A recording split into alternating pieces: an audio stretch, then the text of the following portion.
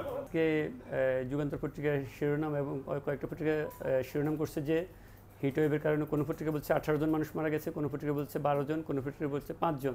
অর্থাৎ তারা সাংবাদিকের মাধ্যমে যতজন কভার করতে পারছে তারা ততটুকু পর্যন্তই বলছে। তো আমি পত্রিকাগুলো নিয়ে কোর্টে মেনশন করলাম যে চলমান যে তাপপ্রবাহ আছে এর কারণে স্কুল বন্ধ রাখার জন্য কোর্টের কাছে প্রেয়ার করলাম যে যদি আমরা ডিমান্ড জাস্টিসে নোটিশ দিই তাহলে আমাদের ডিমান্ড জাস্টিসে নোটিসে যে সময় আছে ওই সময় কাভার হয়ে যাবে, তখন আর আমরা আদেশটা পাবো না। তো কোর্ট বলে যে ঠিক আছে, যে পত্রগুলো আছে এগুলো আমি একটু দেখি। তো পত্রগুলো কোর্টের কাছে দিলাম।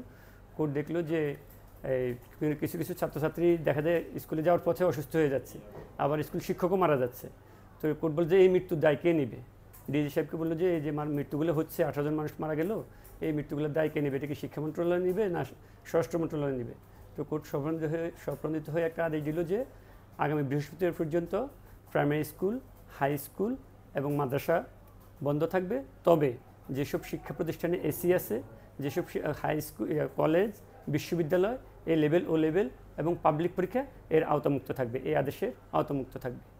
এই আর কোর্টে যখন ডিজি সাহেবকে বলছে যে আমরা যখন বললাম যে মালিবাগ কোচিং সেন্টার, বলছে যে না, কোচিং সেন্টার ইলিগাল, সে ব্যাপারে আমরা কিছুই বলবো না, এই পুরো কোচিং সেন্টার এটাই ইলিগাল, এখানে আদেশ এটা বলা যাবে না। তো আমরা বললাম যে তাহলে এখানে আদেশ দেবে, কারণ তারা তো এমনিতেই ইলিগাল, তাদের ব্যাপারে কে আদেশ দেবে কোর্ট? এই কোর্ট বলছে যে এটা যত দ্রুত সম্ভব ওরা তো কমিউনিকেট করার জন্য বলছে, আর আমাকে কালকে একটা অ্যাপ্লিকেশন দেওয়ার জন্য বলছে এটার উপরে। এটা হচ্ছে বিচারপতি কামরুল কাদের আর হচ্ছে খিজির হায়াত। 1 মিনিট আমি নামটা একটু মেনশন করব, দেখে বলছি। ওকে।